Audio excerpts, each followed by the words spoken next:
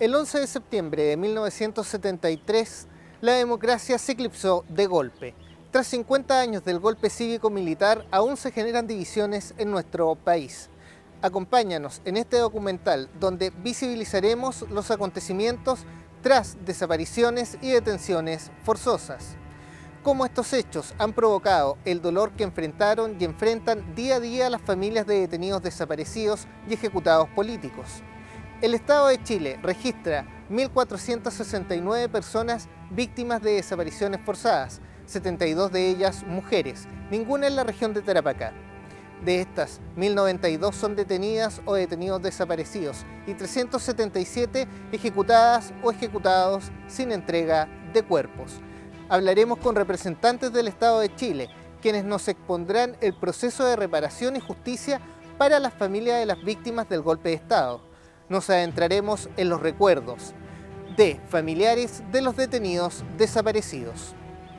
Esto es 1973, Pisagua, a 50 años del golpe.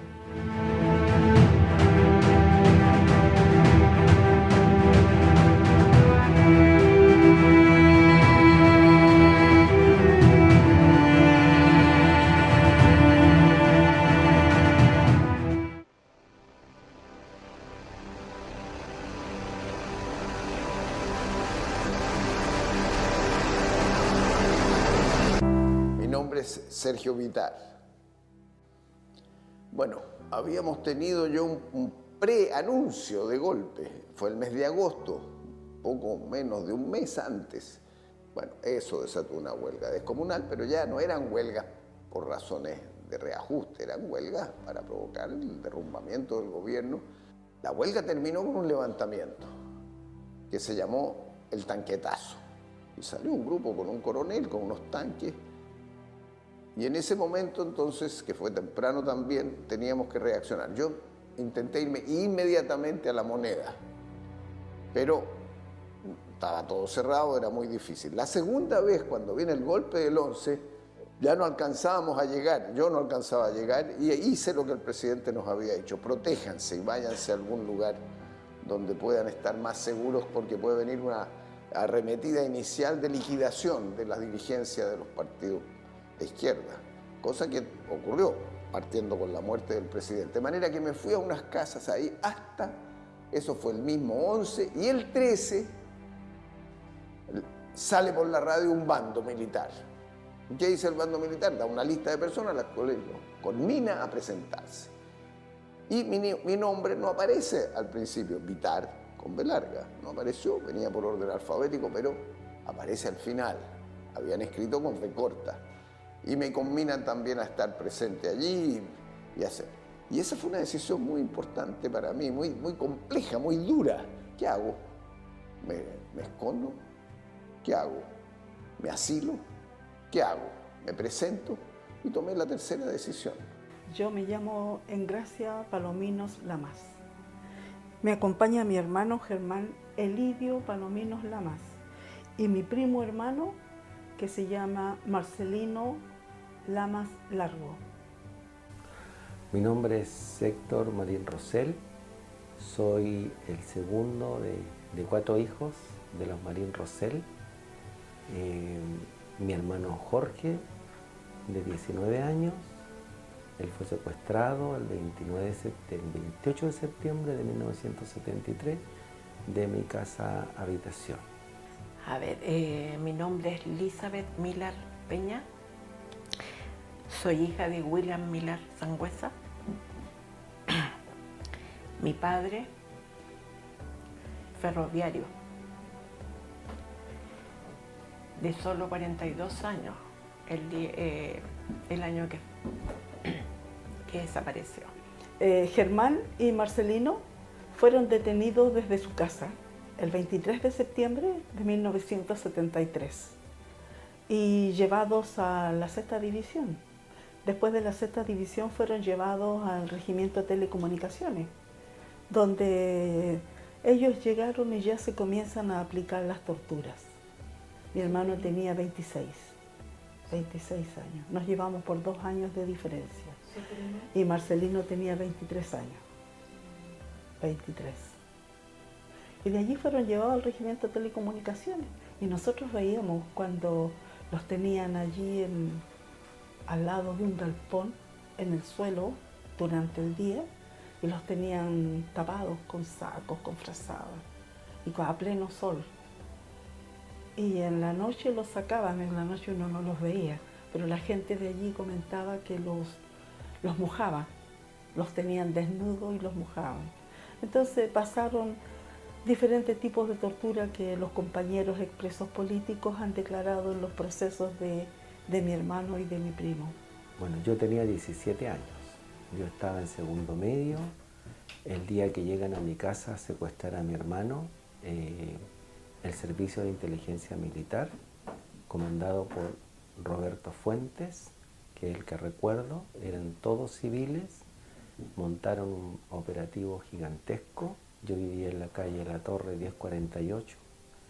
Mi hermano ya se había casado, tenía una hija de 3 meses, no vivía en la casa, pero como en las cédulas antiguas se daba el domicilio, entonces fueron a mi casa a buscarlo.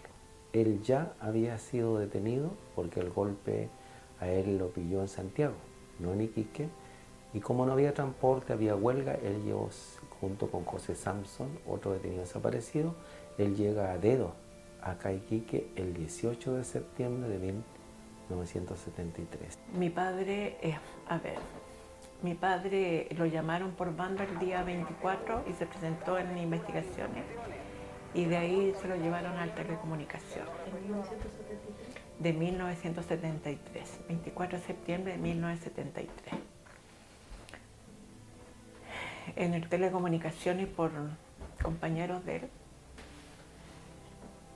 fue duramente torturado. El 28 mi padre estaba de cumpleaños, el 28 de septiembre. Y el 29 de septiembre dieron el bando que se habían fugado 2 altos. Eso es lo más triste de todo. A mí eso me quebra. Porque en el bando decían que eran 2 altos delincuentes, terroristas, y que si lo veían, que dispararan. Se habían escapado del regimiento de telecomunicaciones. Cosa que eso no pudo haber sido. Mi padre, después lo acusaron de que habían matado a Pedro Prado. Y el tiempo nos dio la razón porque salió absolutamente que los mismos de ellos habían matado a Pedro Prado, los mismos militares. Mi mujer me llama, me dice, está esto, ¿qué vas a hacer? Yo no tengo nada que esconder en mi vida, es limpia. No tengo por qué esconderme. Los que han hecho un golpe y los que han roto la democracia y la Constitución son estos golpistas. Y por lo tanto yo no voy a esconder. Si me han llamado, me voy a presentar a ver qué me tienen que decir. Y partí al Ministerio de Defensa, ¿no? Fue muy caótico. Mi mujer y mi mamá me llevaron en un auto. Y esperaban afuera. Y después me mandan ellos mismos, no sabían qué hacer con nosotros. Me encontré con otro ministro que fue intendente por Tarapacá, en Iquique, que es Jorge Tapia, profesor acá también de la UNAP. Y entonces nos fuimos juntos a la escuela militar donde nos dijeron que nos dirigiéramos. Y me acuerdo en el auto que el propio Tapia me dice cuando vamos allá, oye, mi hermano me llamó anoche y me dice que había muchos muertos en el río, gente asesinada, como diciendo, ¿qué diablo estamos haciendo? Acaban de mandar al presidente y nosotros nos vamos a ir a meter a la escuela militar. Yo estaba en la casa de mis papás. Cuando mi papá llega del trabajo, porque se había ido a trabajar, y dice un golpe de Estado, y derrocaron al presidente Allende. Entonces era todo así, todo el mundo corría así, todo el mundo inquieto. Y ya los militares estaban en la calle, estaban los tanques, estaban los jeeps con los militares, con metralletas, en esa hora. en todas las calles, y había mucha gente que lloraba, adultos mayores. Cuando íbamos pasando, la gente lloraba en las calles. Entonces era algo impactante para uno. Y seguir esperando sin correr cortinas. Mi papá, que no salga, hija, no salgas, no te asomes a la puerta porque esto es peligroso. Y espera que llegue tu esposo y acá se queden adentro. Así que fue terrible porque es impactante el ver cómo la gente estaba asustada en las calles. El tamaño de desastre que quedó en nuestro país, el tamaño de crímenes que cometieron. Yo era joven, no temía tanto, no sabía el significado de lo que venía. Bueno, eso fue lo que ocurrió. El día 13 me presenté en la escuela militar. Ahí estuvimos un día y el 15 nos llevaron a la isla Dawson sin saber nosotros dónde íbamos. Simplemente cambiaron el tono a un grupo grande de exministros que estábamos ahí, o de ministros, en ese momento éramos ministros, algunos senadores y diputados. Nos patearon, nos empujaron, nos subieron a unos buses y de ahí nos llevaron a Los Cerrillos, que era el aeropuerto de ese tiempo, y nos embarcaron en una dirección desconocida, que solo supimos dónde llegábamos. Y al final, en la noche, a Punta Arenas. Nos suben a unas barcazas, encapuchados primero, en unas tanquetas después, y el que se da cuenta, 2 ministros de dónde nos llevaban, que eran Toá, ministro en ese tiempo de Defensa, y Luis Mate, de Vivienda, porque el presidente Allende le había encargado a los 2 que le entregaran a la Armada esta isla de Dawson que se había expropiado de los grandes latifundios del sur con la reforma agraria. Y ahí dijeron, estamos en la isla Dawson. Eran las 6 de la mañana con nieve. Es detenido en Alto Hospicio, porque en Alto Hospicio, en los zigzag, había una comisaría de carabineros. A él lo derivan al Regimiento de Telecomunicaciones y a José Samson también. Van a avisar a mi casa, como él era menor de edad, porque ese era mayor de edad a los 21, él tenía 19, entonces van a avisar a mi casa una patrulla militar que está detenido en el Regimiento de Telecomunicaciones. Tenía 17 años, estaba en tercero medio. Fueron momentos muy duros, porque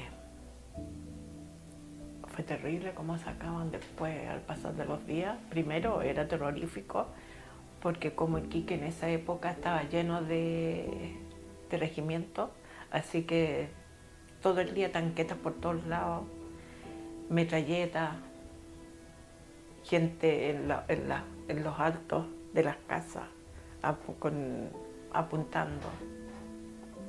Los compañeros que me decían que a mi papá lo sacaban en la mañana y ya no lo traían y llegaba en muy malas condiciones. Y el día 28 mi padre no regresó y los compañeros preguntaron qué pasaba con Miller y dijeron que estaba en enfermería.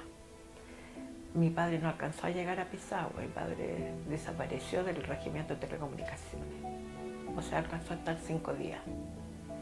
Y de ahí se perdió su pista. Fue terrible que se hayan llevado a Marcelino y a Germán, porque a ellos los sacaron de la casa de mi hermano, porque mi hermano tenía un taller en su casa, un taller de mueblería, y trabajaban los 2 chiquillos allí. Y por las amistades nosotros supimos que los habían sacado de su casa y se los habían llevado al Regimiento de Telecomunicaciones y que estaban detenidos allí. En ningún momento hubo comunicación con las Fuerzas Armadas. En ningún momento dijeron, por esto se los llevan, por esto se los llevaron, por esto los sacaron. Nunca. Los niños eran del Partido Socialista, los 2 chiquillos. Jóvenes, con sueños, con ilusiones. Mi hermano tenía sus hijos, Marcelino era soltero, porque era el único que pertenecía a un partido político, mi hermano Germán. Mis otros hermanos no pertenecían a partidos políticos, pero sí pertenecían a la JAP, Junta de Abastecimiento de Alimentos. Entonces, también mis hermanos fueron sacados varias veces de sus casas para golpearlos, qué sé yo, para interrogarlos. Los sacaban con ropa interior, se los llevaban, los dejaban por ahí y ellos llegaban solo a la casa.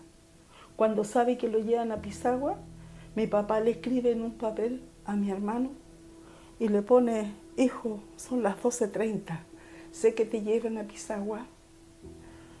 Espero que las Fuerzas Armadas y Dios tengan compasión de nuestros corazones. Te envío un dinero para que compres lo que necesites por allá. Todo el cariño y el amor de tu madre, tus hermanos y tu padre. Eso fue lo que le escribió mi papá el día que se llevaron a mi hermano a Pisagua. En octubre entró un consejo de guerra donde salió sin problema. En noviembre, 29 de noviembre, entra otro consejo de guerra con otro señor, Fuente el apellido, sale condenado, que tienen que fusilarlo. Culpable, no sé de qué. Los consejos de guerra no se justifican las muertes. Pero a él lo fusilaron el 1 de diciembre y se despide de todos nosotros. Dejó cartas donde se despide de toda la familia y pide que cuiden a sus niños. Marcelino siguió preso. A mi hermano lo mataron el 1 y el día 5 de diciembre, el 4, estuvieron en mi casa buscando a mi esposo.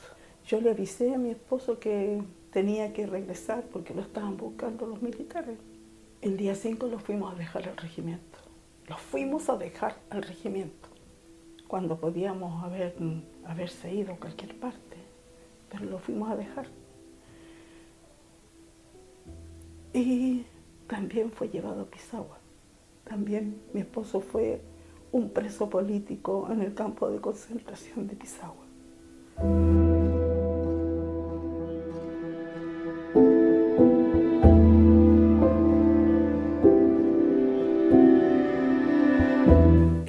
Fue un momento de mucha confusión, porque prácticamente era mi mamá.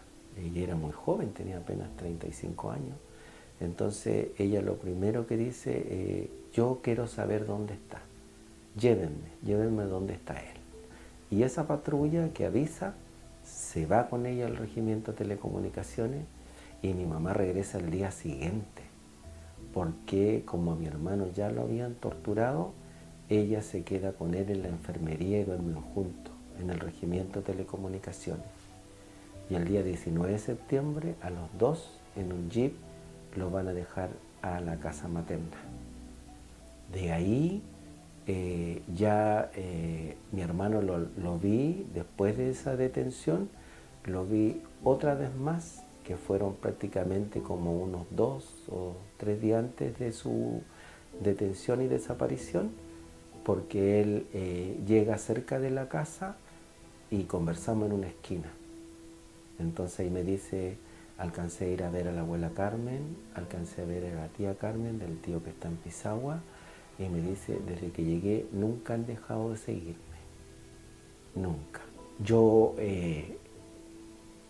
estaba muy triste, él estaba muy triste y me decía, estuvo en Santiago, hermano, y cómo no pude defender al gobierno popular. Estaba muy intranquilo porque mientras conversábamos, él miraba para los costados. Y había en ese tiempo personas que andaban todos iguales, que eran de los servicios de inteligencia, vestían siempre de vestón, camisa, corbata y lentes oscuros y corte militar. Jamás pensé que iba a ser la última vez prácticamente que iba a poder hablar con él. Nunca se me pasó por la mente y tampoco nunca pensé que podía ser detenido de nuevo. Hasta que llega el 28 de septiembre, no estaba en la casa, estábamos todos mis hermanos, golpeé la puerta, entra un grupo fuertemente armado, entonces Jorge Marín Rosell, y mi mamá le pregunta ¿por qué lo buscan a él? Entonces le dice, es que hay una declaración que él hizo ya y venimos a buscarlo porque la tiene que ratificar con su firma. Entonces mi mamá, ¿y quiénes son ustedes? Entonces ahí Roberto Fuentes, que era el jefe de Servicio de Inteligencia Militar, se saca una tarjeta de acá que andaba trayendo, que era su tifa, y se la muestra. Entonces ahí mi hermano menor tenía una bicicleta en la casa, una bicicleta chiquitita. Mi hermano vivía en 18 con O'Higgins. En la bicicleta era la hora del toque de queda, ya era las 6 de la tarde. Cuando mi hermano sale, recién él se da cuenta de que la casa estaba rodeada completa. Y nosotros solamente mirábamos hacia la calle dentro de la casa. De eso no nos dimos cuenta. Cuando él regresa con mi hermano, inmediatamente ya cambió todo, porque sentimos que a nuestra espalda fusiles, armas, sentimos ese ruido seco de... Nosotros mirábamos hacia la calle, cuando entra mi hermano, inmediatamente lo esposan, se alcanza a sacar mi hermano un anillo que mi mamá le había regalado, no se alcanza a sacar su reloj. Fue terrible porque en su mirada estaba el horror, como que él presentía que nunca más iba a regresar, porque no emitió un grito, no dijo nada, de nada, antes que lo encapuchara. Y de ahí mi mamá exige que, como va a firmar una declaración, que vaya con ella. Entonces mi hermano lo sacan, lo colocan en un camión alto, grande, y en un jeep en forma contigua sube mi mamá al medio, en la parte de atrás, dos militares a los lados, uno adelante y el chofer. Yo después, cuando mi mamá regresa, supe dónde la habían llevado, a la 6ª División de Ejército, que era en ese tiempo, que existe el lugar físico, que ahora es la Fiscalía, que queda en la calle Luis Uribe con Bolívar. Y ahí, cuando llega todo el montón de vehículos, de todos los que estaban dentro de la casa, llega toda esa caravana, a mi hermano, uno de los militares le susurra algo al oído. Lo que nosotros pensamos es que el militar le dijo, o te vas solo o acompañado. Porque mi hermano le dice, mamá, bájate. Entonces mi mamá se baja, entra a esa 6ª División de Ejército, y ahí la tuvieron hasta las 9 de la noche, que la regresan a la casa. Y esa fue la última vez que nosotros vimos a mi hermano cuando lo secuestran, y ella cuando mi hermano le dice que se vaya. En la isla Dawson a todos nos tuvieron ahí un tiempo absolutamente incomunicados, presos y sometidos a trabajo forzado todos los días desde las 6 de la mañana. Era bastante duro. Y después se construyó por la dictadura una estructura muy parecida a los campos de concentración nazi que yo veía en las películas. Entonces me provocó mucho temor. Pero ahí nos metieron después, con torretas, con perros, con alambres de púa, además de todas las amenazas de que si tú te escapabas te iban a matar, en fin. Y eso duró hasta el mes de mayo, en que nos trasladaron a todos a distintos campos de concentración en la zona central. Ya había muchas presiones internacionales, entonces yo creo que había temor de muertes por la edad de muchos y por el frío de la zona. Estábamos ya lo más cerca de la Antártica como isla. Y nos trasladaron a distintos lugares. A mí me llevaron a un lugar también encerrado con alambres de púa, en fin, con 4 o 5 más a cargo de la Armada en la zona de Puchuncaví. A otros los llevaron en Las Melosas, los carabineros. La Fuerza Aérea se llevó a algunos a la escuela de la Fuerza Aérea y que fueron torturados, algunos muy maltratados, otros se los llevó el Ejército, y después nos reordenaron, nos reencontraron a todos y nos juntaron en un lugar en Ritoque, que había otras cabañas construidas en esos tiempos por Allende para los trabajadores que la habían transformado en lugares de retención política. Y después cada uno salió por su cuenta. Yo salí al año y tanto, 2 meses, con arresto domiciliario después, y fui expulsado. Pero no sabía que entraba a un ciclo de exilio con un pasaporte marcado con una L, sin tener ningún derecho, sin haber tenido ninguna denuncia, ninguna acusación, ningún juicio de nada, y haber sido objeto de todo tipo de denuncias falsas sobre quién eres y cómo eres sin poder defenderte. Y me tuvieron 10 años más exiliado, sacada a las raíces de mi país, con mi familia en el exterior, como a los tantas decenas de miles de chilenos que nos echaron, muchos de los cuales además sufrieron traumas bastante grandes, mientras a otros los tenían retenidos o torturados o desaparecidos. Bueno, mi esposo estuvo 6 meses preso en Pisagua. En abril del 1974 me llegó una nota a mi casa. Y en esa nota decía que podía ir a visitar a mi esposo a Pisagua. No sabía dónde estaba mi hermano. Y fui a Pisagua, nos llevaron en una avioneta, fuimos 20 mujeres. Cuando llegamos a Pisagua, uno no sabía si íbamos a volver o no íbamos a volver. Había que ir, arriesgarse. Arriba en Pisagua llegaban las avionetas y nos subieron a los camiones con metralleta, bala pasada, qué sé yo, y nosotros las mujeres ahí sentadas. Y llegamos al campo de concentración donde estaban los hombres afuera. Yo no conocía a mi esposo. Mi esposo era un hombre que pesaba unos 100 kilos, 105 kilos. Y la persona que estaba ahí no tenía más de 60 kilos. Mi esposo era un enflaquecido total, una cintura, amarrado con pita, sus pantalones, el corte de milico.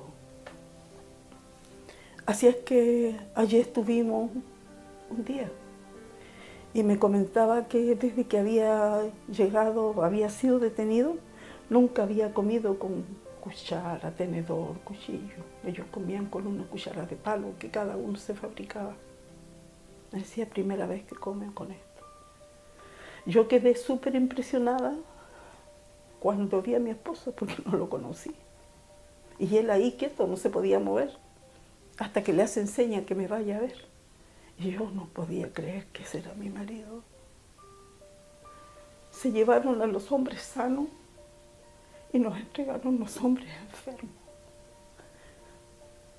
Los hombres jamás volvieron a ser los jóvenes que eran cuando se fueron presos. Por eso digo, ¿qué les pasó? ¿Qué hicieron con ellos? Yo decía, si mi hermano lo flagelaron, lo torturaron, a mi marido también. Hasta el último día de su vida, jamás olvidó Pisagua. Siempre recordando Pisagua, enfermo, perdido, pero Pisagua. Eso no lo olvido nunca. Truncaron las vidas, hija, de todos nuestros familiares. Mi familia no volvió a ser la misma. Nosotros nos reuníamos, hacíamos reuniones familiares, compartíamos. Ya después ya no. Faltaban los niños. Faltaban los chiquillos. Claro. No, mi mamá venía prácticamente destrozada. Ella ya como mamá presentía. O sea, esa noche no dormimos nada, y era tarde, debía haber sido como a las 2 de la mañana, 3 de la mañana, y dentro de que mi mamá dormitaba y se daba vuelta en la cama, porque yo estaba al lado, en la otra cama contigua, de repente grita, se sobresalta y me dice, lo mataron. Me dice, lo mataron al chatito. Lo mataron porque él tenía una forma tan particular de sentarse en la cama. Y él, como trabajaba en el puerto, pasaba todos los días de lunes a viernes, y iba a la casa y se sentaba mientras mi mamá estaba, y ahí conversaban ellos. Entonces dice, se vino a despedir porque se sentó acá. Y dice, lo mataron. Y era verdad, porque esa misma madrugada lo mataron en el regimiento de telecomunicaciones. No había justificación, solamente el solo hecho de pensar distinto, y además mi papá era militante del Partido Socialista. Por lo tanto, eso era suficiente para hacerlo desaparecer. Primero torturarlo, masacrarlo y hacerlo desaparecer. Así que argumentos no solamente por pensar distinto. Sin duda fue un prisionero político, o sea, sin ninguna otra razón que el uso de la fuerza, sin ninguna otra legalidad que el uso de la arbitrariedad máxima, sin ninguna denuncia, sin ningún juicio, sin ningún caso, solo por las ideas que tenías y por la voluntad de erradicar todo. Y así fue como también eso es parte de un gran plan, el plan Z, en que se trataba de denigrar a todo el mundo, diciéndole a la gente, esta gente los iba a matar a ustedes, así que por eso tuvimos que pararlos. Fue un periodo muy trágico de la vida, de la realidad chilena, muy trágico, que tocó el alma más profunda de Chile con el propósito de destruirla, de domesticarla con el miedo.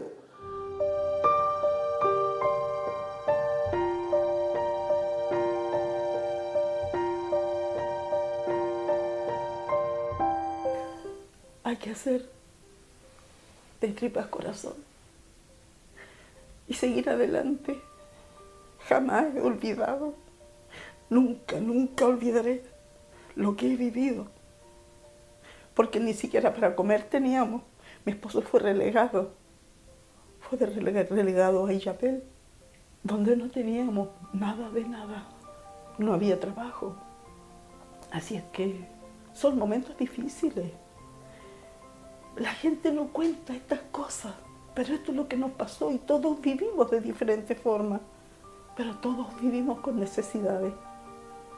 Me reintegré a trabajar después de 10 años, deambulando. Con mi ayuda y con mi esposo sacamos a nuestra familia adelante. Y no olvidando, porque cuando los niños estuvieron grandes, les contamos la historia que nosotros vivimos.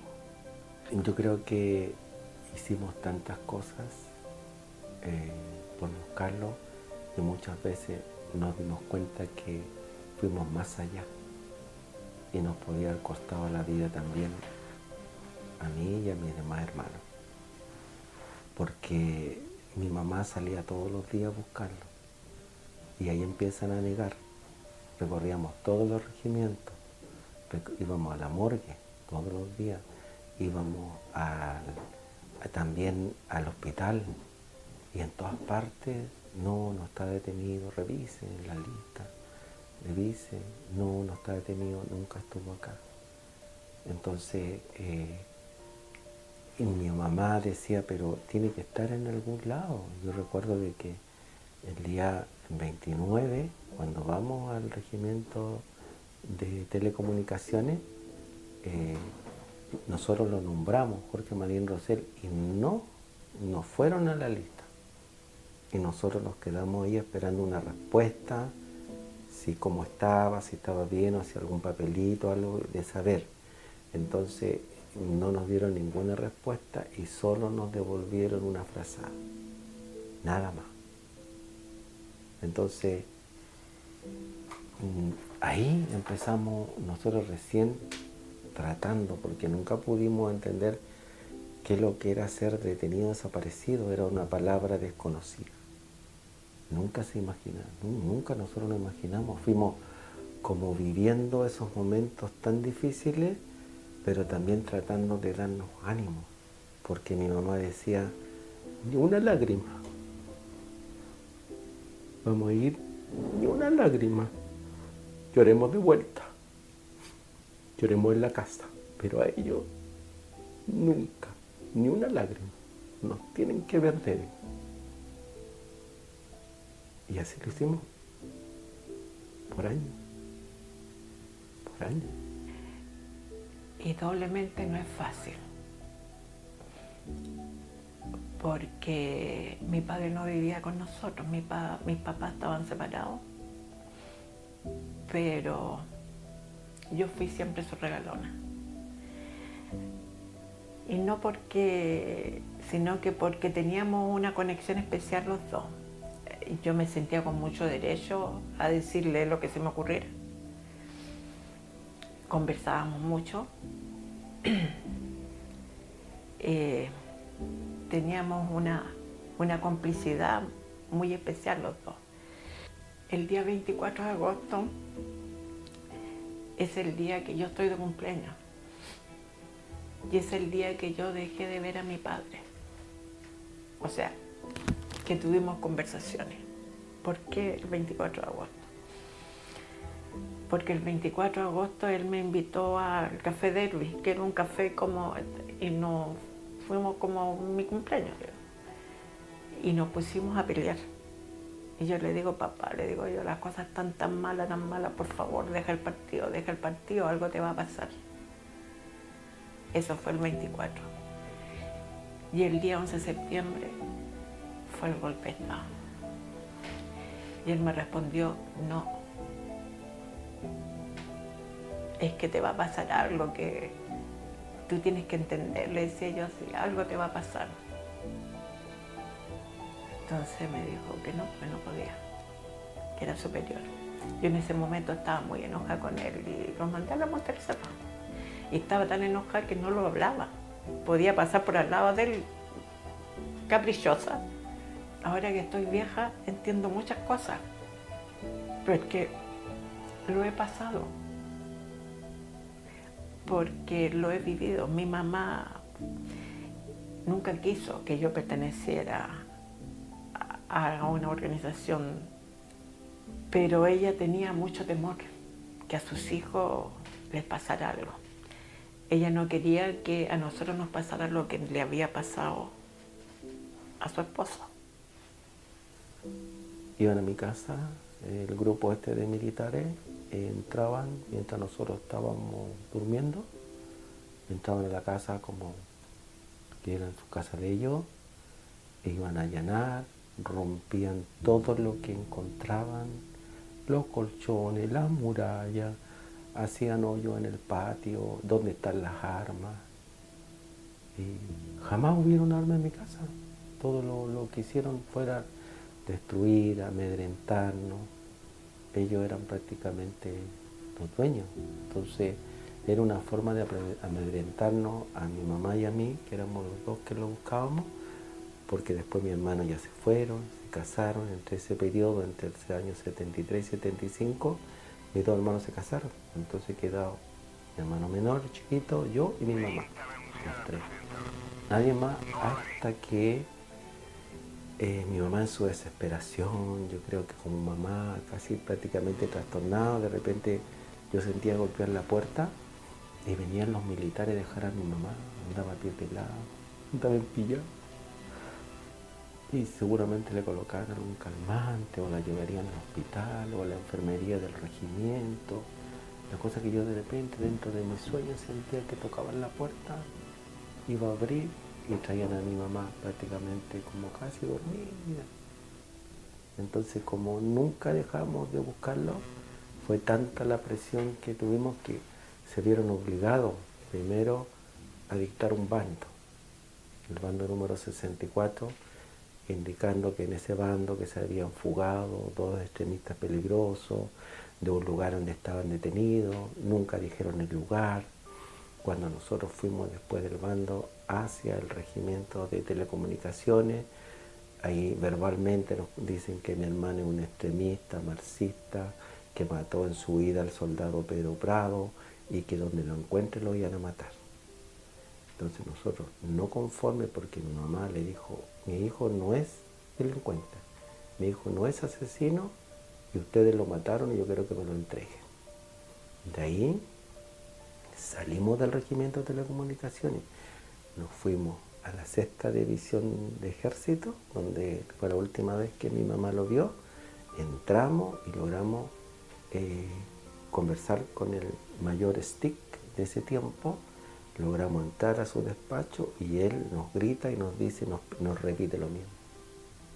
Y ahí se saca la pistola, se la pone a mi mamá en la sien y le dice, usted está desprestigiando a las Fuerzas Armadas y a la Junta de Gobierno. Nosotros no hemos matado a su hijo, los militares no mentimos. Y si yo la mato acá, a mí no me sale ni por curado. Así que no la quiero ver nunca más acá y menos hablar. Y nos sacaron a culatazo de ese lugar y nunca más pudimos ir a ese lugar.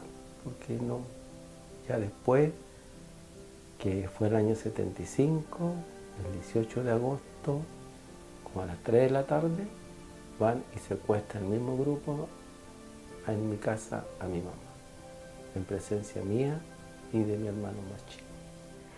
Pero yo, por ejemplo, a mi mamá estaba muy afectada,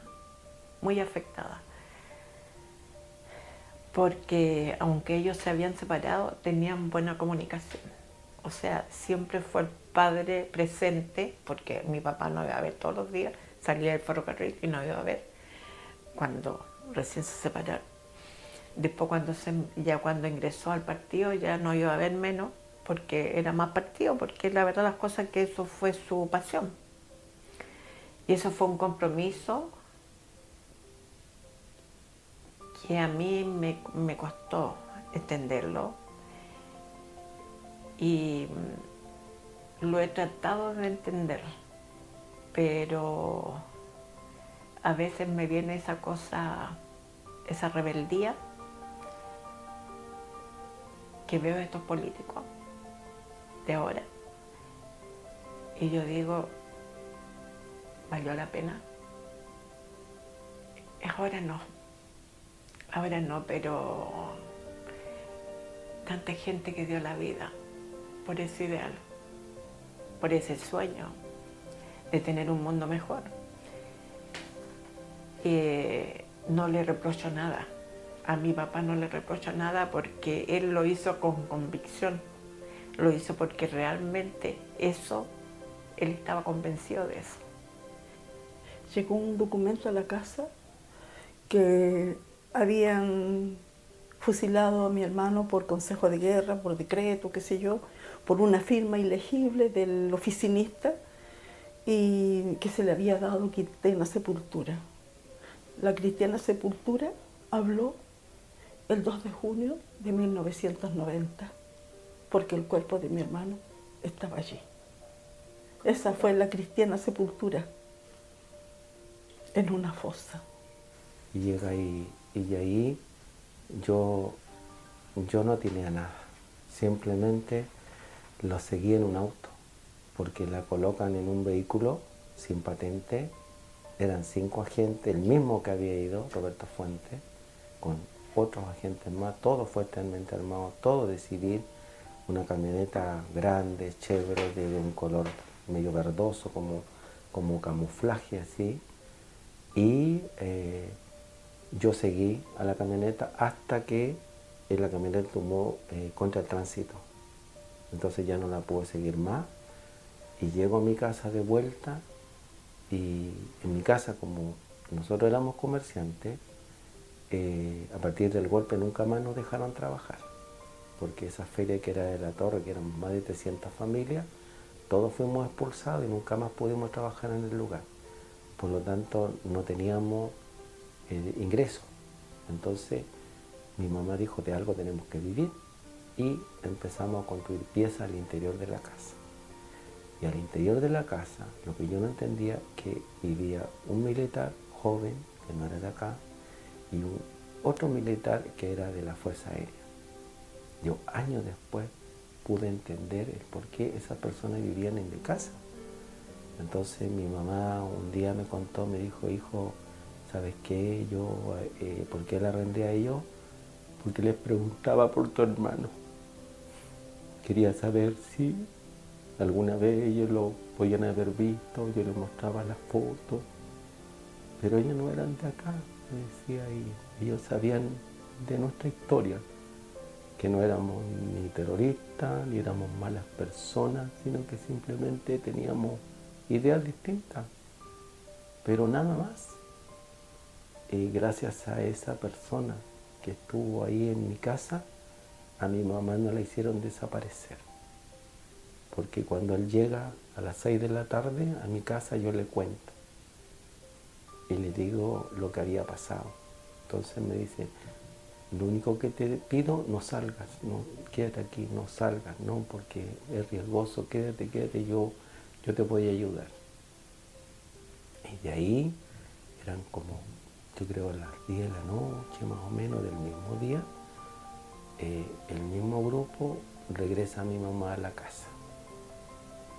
Fue terrible porque mi mamá salió caminando y después era un bulto. No se sostenía en pie, la habían violado, le habían cortado el pelo, su ropa toda destrozada. Me acuerdo que andaba con botas, todo rasmillado, la boca hinchada, quemada por dentro y por fuera, sus pezones, su espalda la usaban de cenicero, su vagina entera quemada, entera moratada, con corriente. Me decía de que había mujeres torturadoras, a ella la torturaron mujeres y hombres. Tenían una máquina que la iban dando vueltas hasta no más de sus piernas y ahí ella se desmayaba, ya no sabía lo que pasaba. Le pegaban en los oídos, en la cama con corriente, taparrilla, todo eso, y los insultos, lo mínimo era puta, que servía solamente para parir marxista, comunista, y vas a desaparecer igual como el extremista de tu hijo, de aquí no vas a salir viva.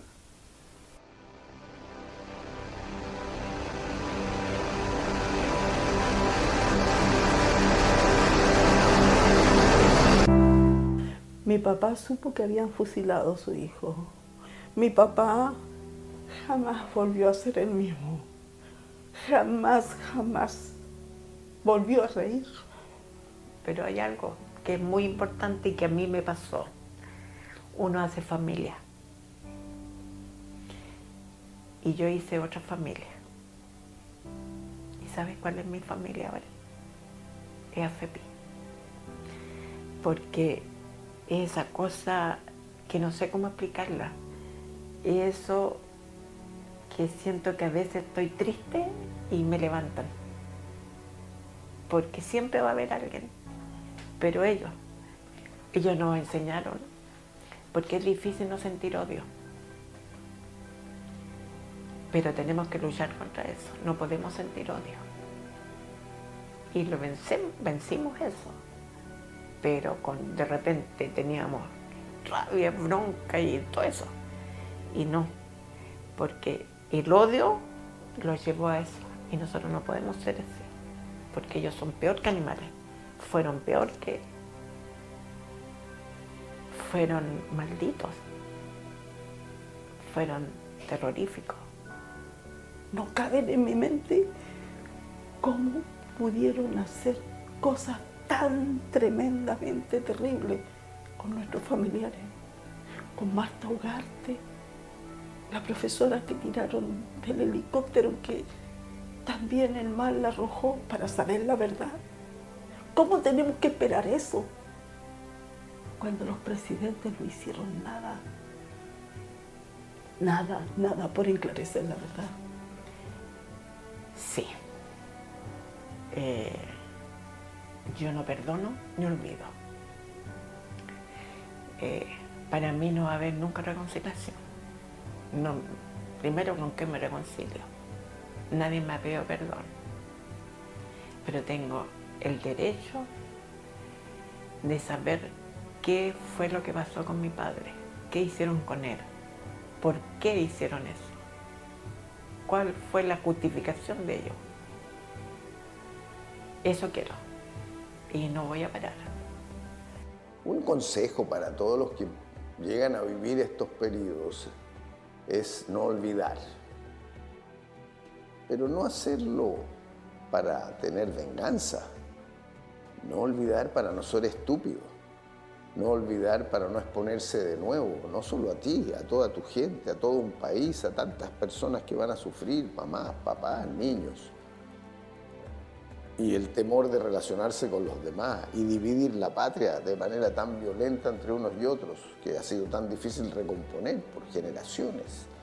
Entonces lo primero es no olvidar. Luego yo creo que es fundamental aprender de lo que ocurrió, no andar solo culpando al otro, porque obviamente también hubo responsabilidades de los sectores que gobernaron en ese tiempo, no solo de los que se opusieron y que sabíamos que se iban a oponer a nivel nacional, y de los que se opusieron a nivel mundial, porque acuérdense que estábamos en una guerra fría. El dilema China, Estados Unidos, Unión Soviética, marcaba y atravesaba todo. Celebrar el regreso a la democracia y que realmente fueron esperanzas tan grandes y que con los años ese sueño, esa alegría, esa frustración tan grande de país lo sentimos con el tiempo. O sea, nos habían mentido, nos habían engañado, nos habían usado para llegar al poder, pero se olvidaron de los muertos, se olvidaron de los exiliados, se olvidaron de los miles de torturados, se adecuaron a un sistema, se acomodó la clase política, olvidando el hecho de que había que reconciliarse. ¿Con quién? Había que olvidar a quién. ¿A quién perdonar? Si nadie me ha pedido perdón. ¿Cómo dar vuelta a la página? ¿Cómo vamos a construir un país, decíamos nosotros, con todo eso que no se ha solucionado? Profundidad, la iniquidad, con todo el modelo intacto, ganó el no, pero el modelo intacto está hasta el día de hoy. Hay una ley de amnistía que no se ha derogado, por lo tanto los genocidas pueden ser perdonados por decreto. Y así fuimos viviendo y sobreviviendo sin darnos cuenta a una dictadura tensa de 17 años, a una dictadura feroz que no respetó niños, no respetó mujeres embarazadas, no respetó ancianos, no respetó a nadie. Se implantó una dictadura con terrorismo de Estado, con secuestros, asesinatos, violaciones, y sin que la mayoría de ellos esté ni haya pagado un día de cárcel. Y lo peor y más trágico, no solamente para nosotros, sino que para el país, pensar que lo que ellos hicieron está bien y lo volverían a hacer de nuevo.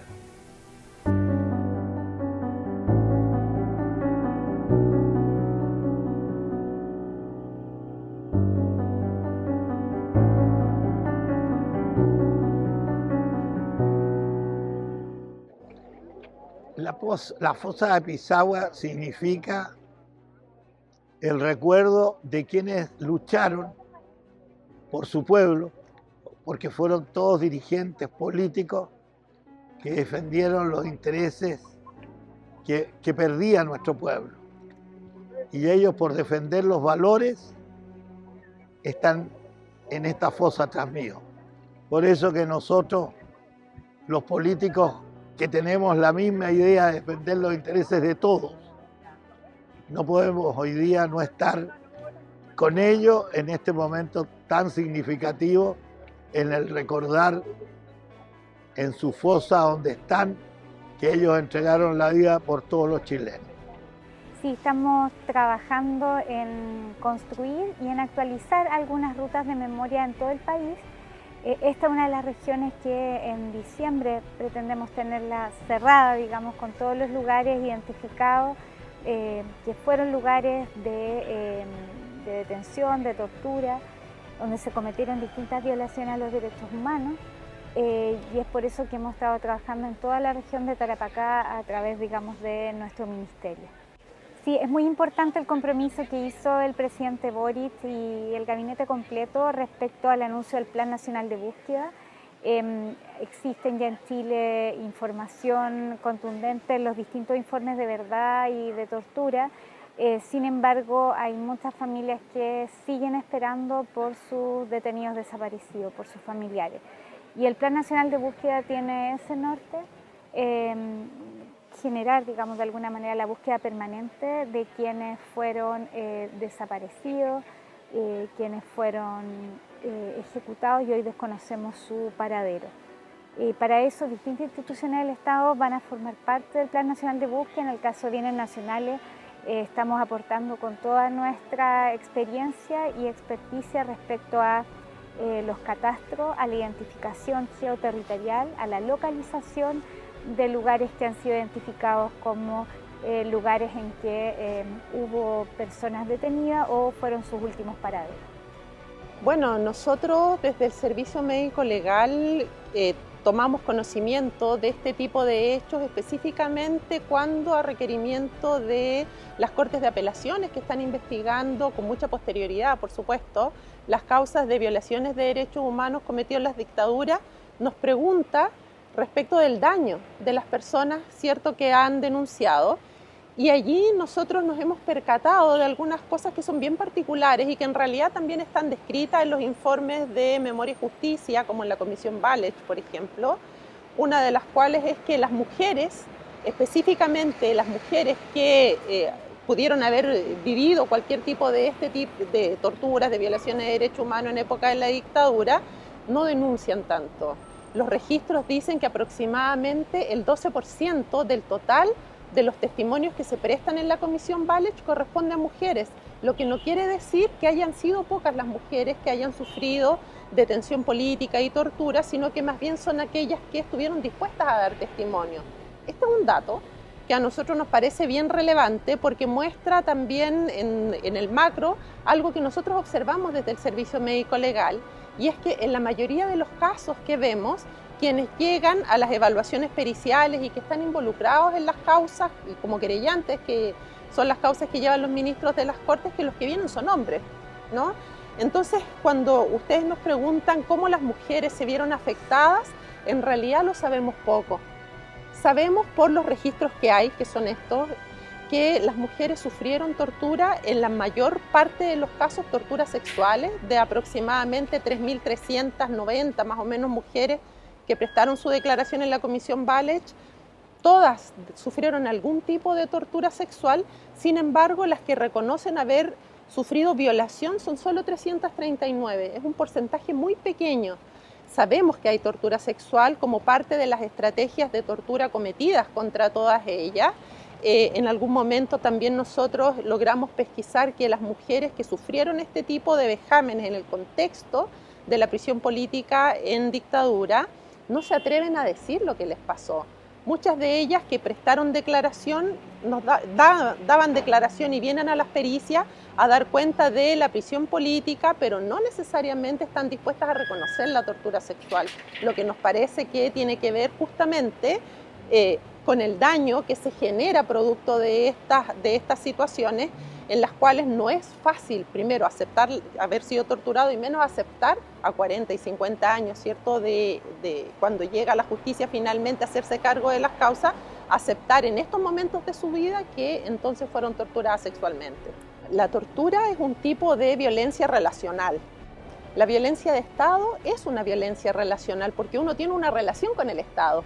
Y la relación que como ciudadanos o como ciudadanas, como mujeres tenemos con el Estado es asumir que en este contexto, ¿cierto?, el Estado es el garante de resguardar nuestros derechos. Cuando es el propio Estado el que vulnera y transgrede estos derechos que debería garantizar, se genera en las personas un quiebre respecto de, primero, la confianza, ¿no?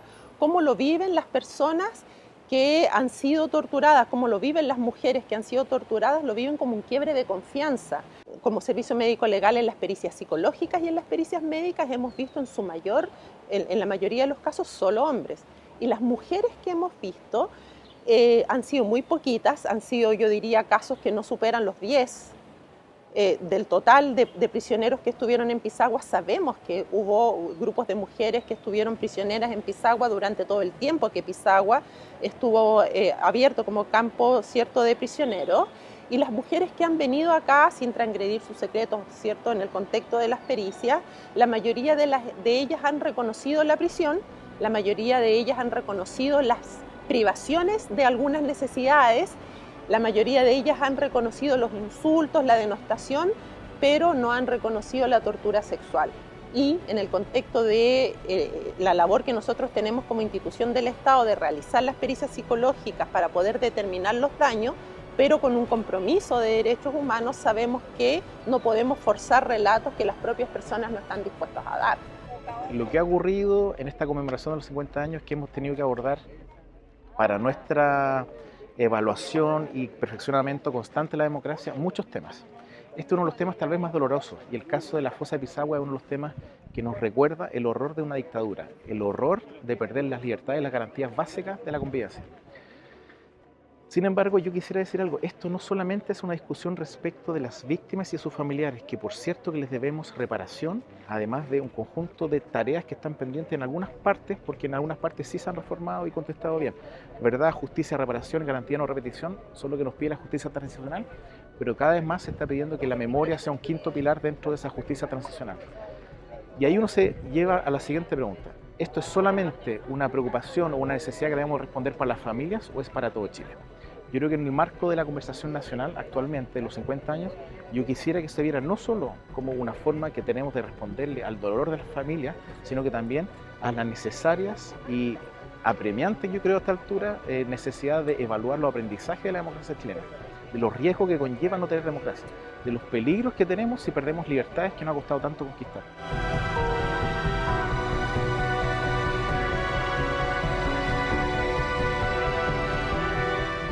Este 2023, el presidente Gabriel Boric Font, luego de más de 30 años de la recuperación de la democracia, dio inicio al Plan Nacional de Búsqueda, el cual ha sido recibido por parte de las agrupaciones de los familiares, de los ejecutados y detenidos desaparecidos y presos políticos como un avance en materia de verdad y justicia. Con este paso, se inicia el proceso de reparación y justicia para las víctimas y sus familiares. Desde la vuelta de la democracia, por primera vez el Estado se hace responsable del proceso de búsqueda de las víctimas de la dictadura tras el golpe militar. Se podrá conocer la verdad, saber qué les pasó, dónde están y recuperar sus restos, pero jamás podrán recuperar el tiempo ni amainar su dolor, para que nunca más en Chile una voz sea callada por pensar distinto, para que nunca más en Chile una persona sea ejecutada por pensar diferente. Esto fue 1973, Pisagua, a 50 años del golpe.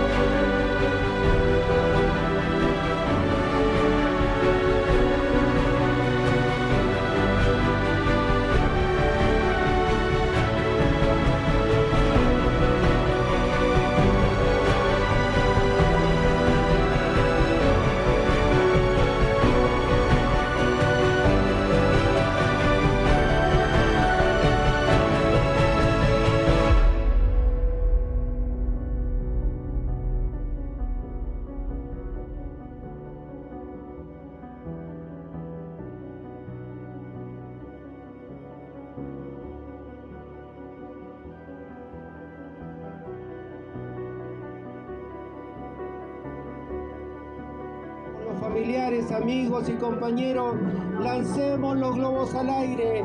Nunca más golpe de Estado, nunca más dictadura, nunca más detenido desaparecido. Un aplauso, compañeras y compañeros, por la vida, por la justicia, por la memoria,